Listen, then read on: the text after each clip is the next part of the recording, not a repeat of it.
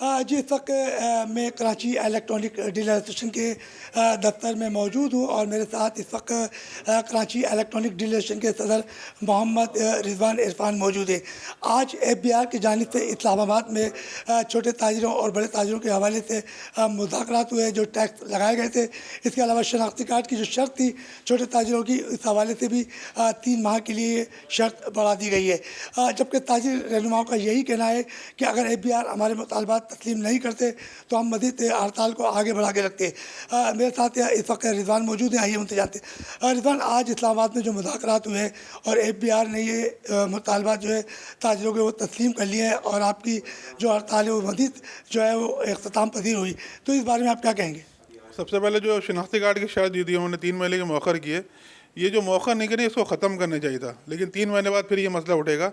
لیکن اس کو جو ہم چاہ رہے تھے کہ اس کو ختم کریں، لیکن کوئی مسئلہ نہیں ہے، ہم بیٹھ کے اس مسئلے کو حل بھی ہو سکتا ہے۔ اس کے علاوہ جو ہمارا ٹرن اوور ٹیکس تھا اس میں 0.50 کر دی، جو 1.50 تھا، اور اس کے جو ہے علاوہ جو سیلز ٹیکس رجسٹریشن میں تو انہیں بھی نرمی کی ہے، تو کافی چیزیں جو ہیں گورنمنٹ نے مانی ہے،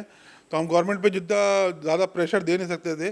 لیکن ہمارے مسائل کافی جنہوں نے سن لی ہیں۔ اس کے لحاظ سے جو ہے ہڑتال کا جو ہے وہ جواز رہتا نہیں ہے، ہم ہڑتال جو ہے اسی لیے مؤخر کرتے ہیں، اور جو کمیٹیاں بنائیں، اور اس کے علاوہ میں یہ چاہتا ہوں کہ جو بھی ریٹن معاہدے ہوئے نا، جو معاہدے ہوئے اس کو ایک تفصیل جو ہے دینی چاہیے اور اس کا ایک معاہدہ بنایا جائے جو ریٹرن ہونا چاہیے، اس کے حساب سے جو ہے ہم لوگ جو وہ قابل قبول بھی ہوگا اور دیر پر بھی ہوگا۔